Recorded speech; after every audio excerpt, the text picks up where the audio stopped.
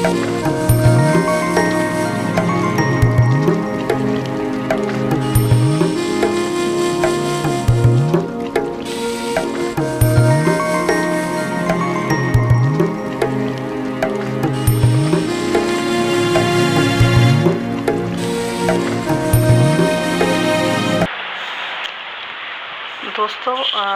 नमस्कार।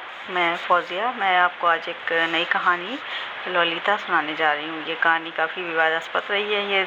ये रचना दुनिया की 6 कहानियाँ हैं जो भी पुस्तक नहीं हो उसमें सबसे विवादित पुस्तक रही है।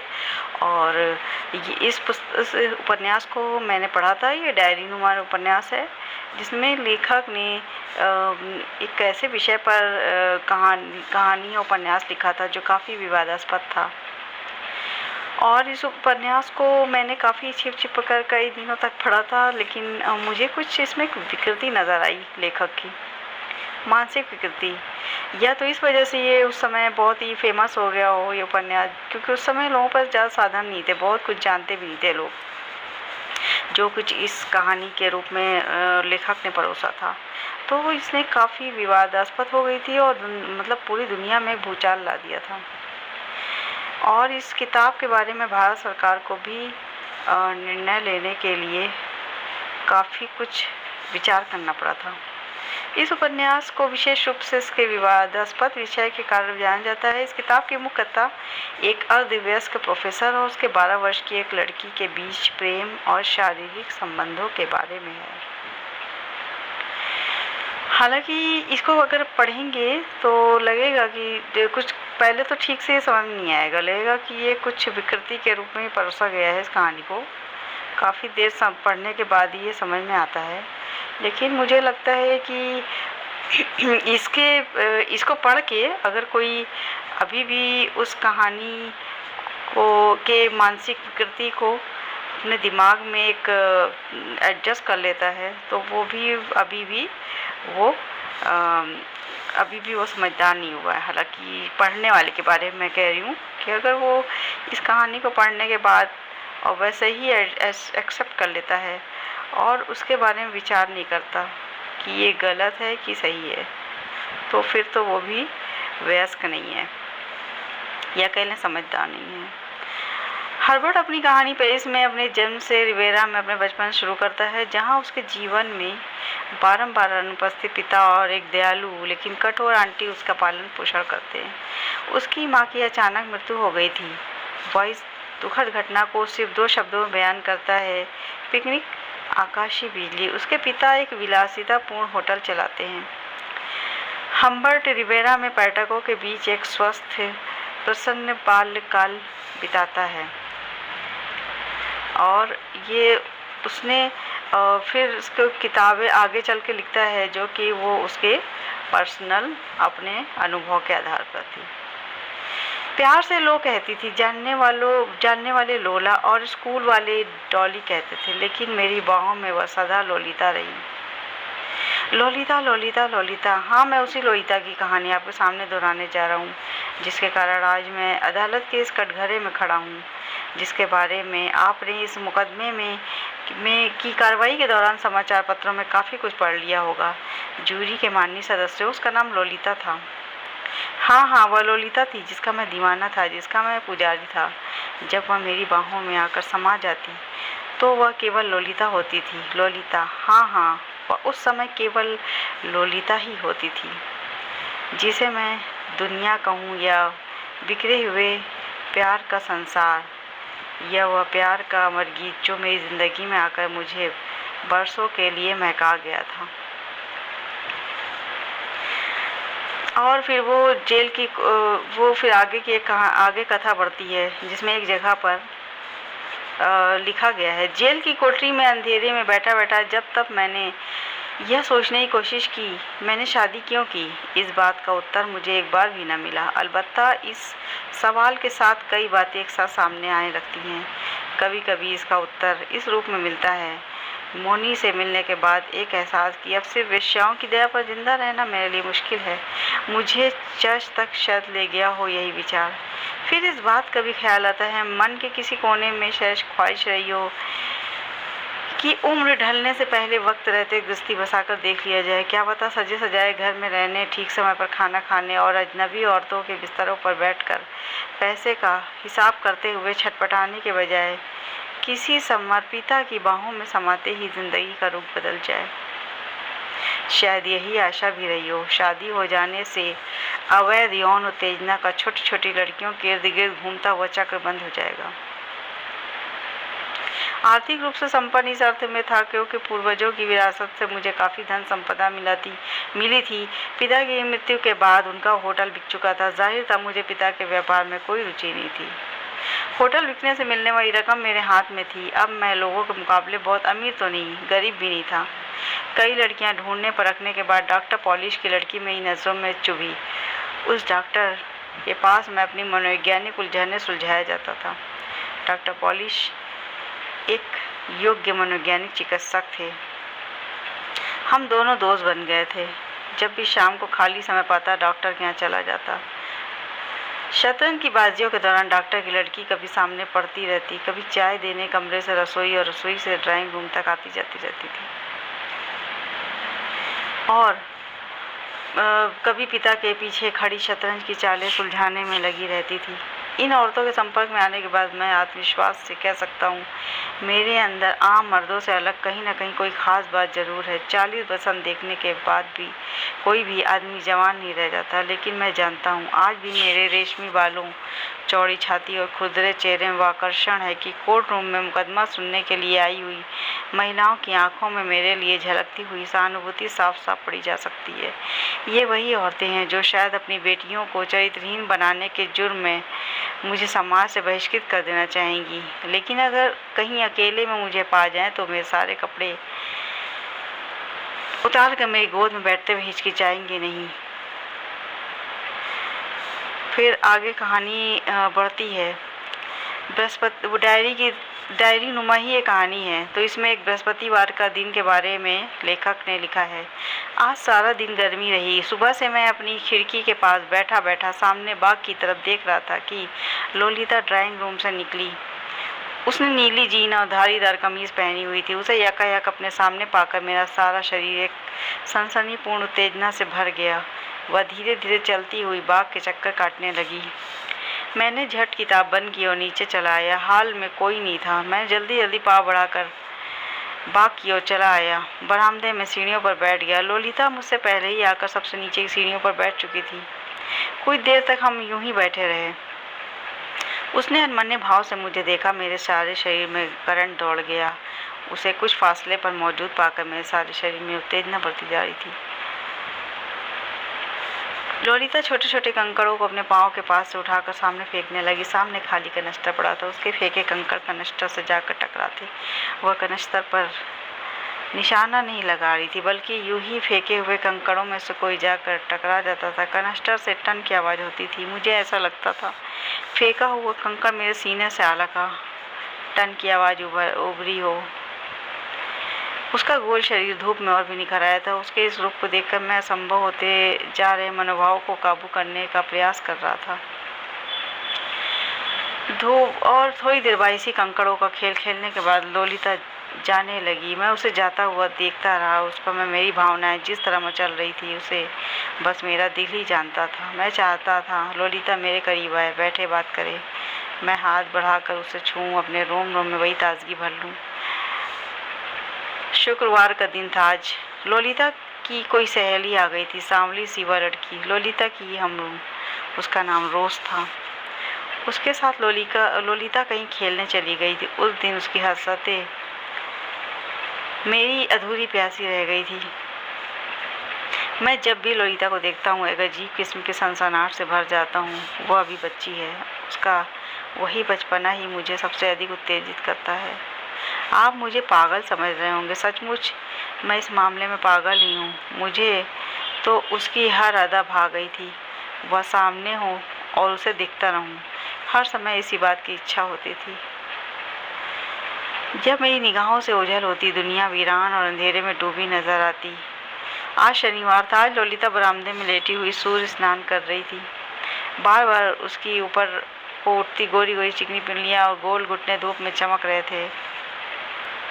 पास ही उसकी माँ आकर बैठ गई। उसके बैठने से लोगों के शरीर का ऊपरी हिस्सा बिल्कुल ढक गया था। मैं उसको देर तक इंतज़ार करता रहा कि उसकी माँ वहाँ से उठकर चली जाए, ताकि मैं जलपरी के रूप में सौंदर्य का भरपूर निरीक्षण कर सकूं।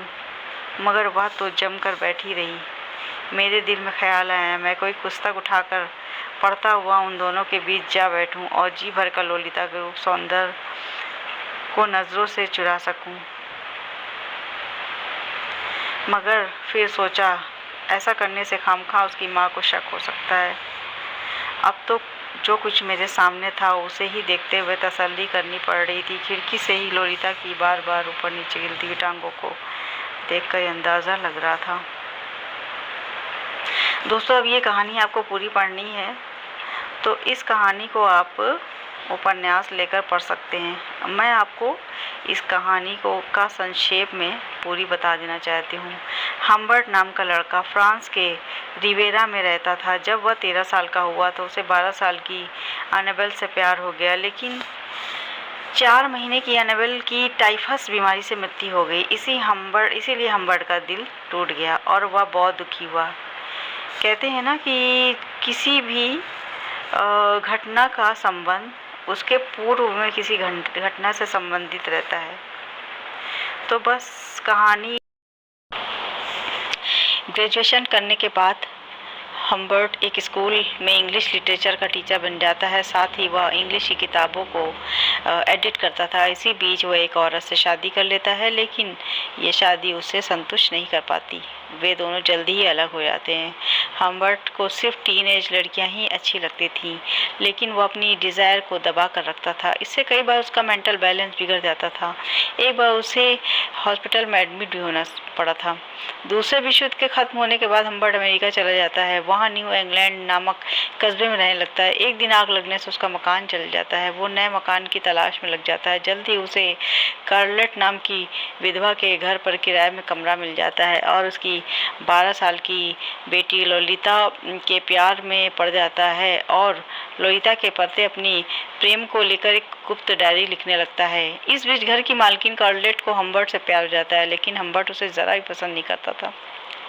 एक दिन ललिता समर कैंप के लिए चली जाती। पीछे से कार्लेट हम्बर्ट से शादी का आग्रह करती है। हम्बर्ट सोचता है शादी कर लेने से वह हमेशा ललिता के पास रह पाएगा और वह कार्लेट से शादी कर लेता है। लेकिन कार्लेट को हम्बर्ट की डायरी मिल जाती है। उसे हम्बर्ट की पेडोफिलिक डिज़ायर पर कर वह सन्न रह जाती है। वह गुस्से से हम्बर्ट से इस बारे में पूछती है, लेकिन वह इस सबसे साफ मुकर जाता है। कार्लेट कहती है कि वह शादी तोड़ रही है, गुस्से से बाहर जाती है, लेकिन तभी अचानक से एक कार उसे टक्कर मार देती है। वह वहीं मर जाती है।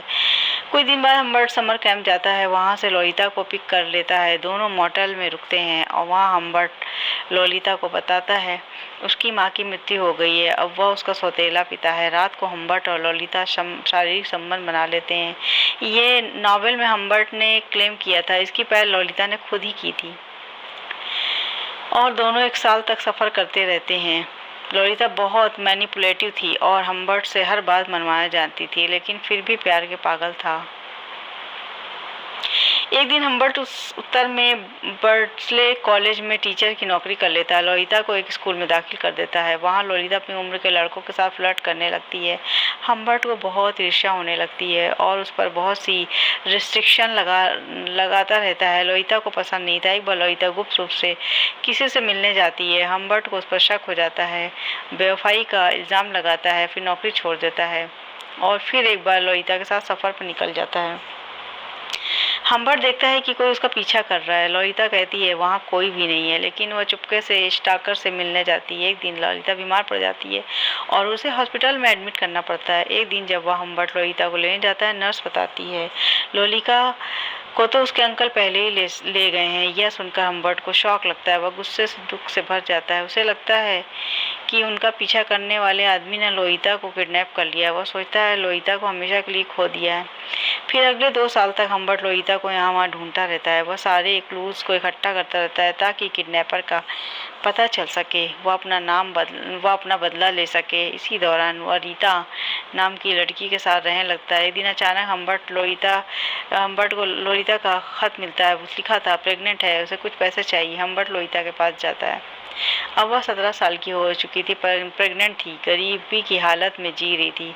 हम्बर्ट्स के पूछने पर बताती है, पीछा करने वाला क्विल्टी नाम का आदमी था, शुरू से ही जानता था, उससे प्यार करती थी। वह अपनी मस्जिद से हॉस्पिटल से उसके साथ चली गई थी, फिर उन लोगों ने शादी कर ली थी। क्विल्टी ने लोलिता को पोर्न फिल्म में काम करने के लिए कहा था। जब उसने मना किया तो क्विल्टी ने उसे धक्के मारकर घर से निकाल दिया। वो अकेले ही रह रही थी। हम्बर्ट अभी भी लोलिता से प्यार करता था। उसने उसके साथ चलने का आग्रह किया, लेकिन लोलिता ने मना कर दिया। फिर हम्बर्ट ने उसे $4000 दिए, वहाँ से चला गया। इसके बाद वह क्विल्टी के घर जाता है, बहुत सी गोलियां मारकर उसकी हत्या कर देता है। जल्दी ही पुलिस उसे अरेस्ट करके जेल में डाल देती है। जेल में रहते हुए अपनी कहानी लिखने लगता है। एक दिन हम्बर्ट को पता चलता है बच्चे को जन्म देते हुए लोलिता की मौत हो गई थी। हम्बर्ट यह सुनकर बहुत दुखी होता है। हार्ट अटैक से उसकी मौत हो जाती है। इसके बाद उसकी लिखी मैन्युस्क्रिप्ट को जॉन रे नाम के एडिटर को भेज दिया जाता है, जो इसे नॉवेल के रूप में प्रकाशित करवाता है। ये कहानी वैसे इतनी वो होते हुए, एक बदनाम होते हुए भी, अगर इसको ठीक से एक मनोवैज्ञानिक तरीके से आप समझेंगे तो ये भी कहानी उसकी मनस्थिति को ही बताती है, लेखक की। ये दुनिया की 6 सबसे ज़्यादा विवादास्पद किताबों में एक लोलिता उपन्यास। 65 साल बाद भी लोग असहज महसूस करते हैं, जबकि पूरी दुनिया में ये प्रतिबंधित हुई थी, मगर भारत में ये बैन नहीं हुई, जबकि कई बड़े नेता और मंत्री इस पर रोक लगाना चाहते थे। जब ये किताब प्रकाशित हुई तो भारत में लेडी चार्ल्स लवर नावल पर बैन लगा हुआ था। इसके प्रकाशन के बाद दुनिया भर में जिस तरह की इसकी कथा वस्तु को लेकर तीखी आलोचनाएं होनी शुरू हुई, तो उसकी जानकारी भारत तक पहुंची। भारत के समाचार माध्यमों ने भी उसके बारे में छापना शुरू कर दिया। ये किताब फ्रांस में सितंबर 1955 में प्रकाशित हुई थी। इसके छपते ही मानो दुनिया भर में इसको लेकर तूफान आ गया। हर कोई इसको प्रतिबंधित देखना चाहता था। हालांकि इस उपन्यास पर लोगों का ध्यान तब गया जब फ्रांस ने छपने के कुछ दिनों बाद ही इस पर बैन लगा दिया। फिर इसकी चर्चाएं दुनिया में फैलने लगी। भारत में भी कई नेता इसे प्रतिबंधित कराना चाहते थे। हालांकि अगर मॉडर्न लाइब्रेरी के 100 बेस्ट नॉवेल की बात करें तो नाबोकोव की लोलिता को लेखन शैली के हिसाब से चौथे नंबर पर रखा जाता है। उनकी कई और किताबें बेहतर मानी गई हैं, लेकिन लोलिता के कंटेंट को आज भी तमाम लोग अलग नज़रिए से देखते हैं। भारत में ये किताब जब आई, सरकार के कई बड़े मंत्री और नेता इसे प्रतिबंधित करना चाहते थे। मुंबई कस्टम ने किताबों के पैकेट को रोक दिया था। अभिनव चंद्रचूड़ की किताब Republic of rhetoric, free speech and the constitution of India में इस बारे में लिखा गया है कि 1959 में मुंबई के जैको पब्लिशिंग हाउस ने विदेश से इसकी कई कापियां आयात की। इस सामान को बॉम्बे के कस्टम कलेक्टर ने इस आधार पर जांच के लिए रोक दिया था कि इसकी सामग्री अश्लील हो सकती है। इसके बाद बॉम्बे से प्रकाशित होने वाले साप्ताहिक करंट के संपादक D.F.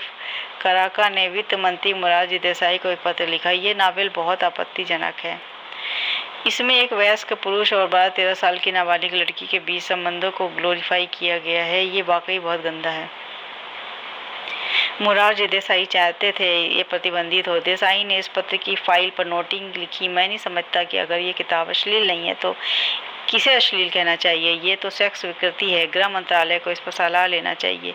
इसके बाद उन्होंने ये फाइल लाल बहादुर शास्त्री के पास भेज दी। शास्त्री भी चाहते थे बैन करना, लेकिन नेहरू ने हस्तक्षेप किया। कुलदीप नैयर ने अपनी किताब beyond the lines and autobiography में लिखा है। उन्होंने लिखा, कांग्रेस के किसी नेता ने लाल बहादुर शास्त्री को लिखा कि पुस्तक भंडारों में अभी अभी पहुंची लोलिता इतनी अश्लील है कि इसे बैन कर देना चाहिए। शास्त्री ने इस संबंध में नेहरू को पत्र लिखा। नेहरू का जवाब अगले दिन ही आ गया, क्योंकि वे सभी पत्रों का जवाब 24 घंटे के अंदर दे देते थे। उन्होंने इस विषय पर विस्तार से बहस करते हुए लिखा, लोलिता को क्यों बैन नहीं किया जाना चाहिए और लेडी चार्ल्स लवर पर आगे भी बैन क्यों जारी रहना चाहिए। अमेरिका को छोड़कर ये दुनिया भर में बैन हुई। हालांकि ये किताब दुनिया के तमाम देशों में बैन हुई, जिसमें फ्रांस, सोवियत संघ, इंग्लैंड, अर्जेंटीना, न्यूजीलैंड आदि शामिल थे। अमेरिका में ये बैन नहीं हुई। किताब के आने पर उस पर ब्रिटेन और फ्रांस में प्रतिबंध लगा दिया गया। ब्रिटेन में ये रोक 1959 तक रही। अब तक ये 5 करोड़ कॉपी फिर भी ये बिक चुकी है। इस पर 2 फिल्में ही बन चुकी हैं। और व्लादिमीर नाबोकोव द्वारा लिखी गई यह किताब एक अधेड़ आदमी, हम्बर्ट और 12 साल की लड़की डोलोरस हेज के रिश्ते पर आधारित है। इसमें लेखक ने एक बच्ची के प्रति अपने प्यार के बारे में विस्तार से बताया है। इसमें कोई प्रकाशक इसे छापने को तैयार नहीं था। आखिरकार पेरिस की कंपनी ने इसे छापा जो पोर्नोग्राफी छापती थी। यौन विषय की वजह से जो किताबें विवादों में इस तरह घिरी उनमें प्रमुख है गुस्ताव फ्लाबर्ट की मैडम बावरी, जेम्स जॉयस की यूलिसिस, D.H. लॉरेंस की लेडी चैटरलीज लवर और मार्क्यूस डी साथ की जस्टिन। और दोस्तों, आपको ये कहानी सुनकर कैसी लगी? आप अपना लाइक एंड शेयर करिए एंड अपना विचार ज़रूर प्रकट करिएगा। धन्यवाद।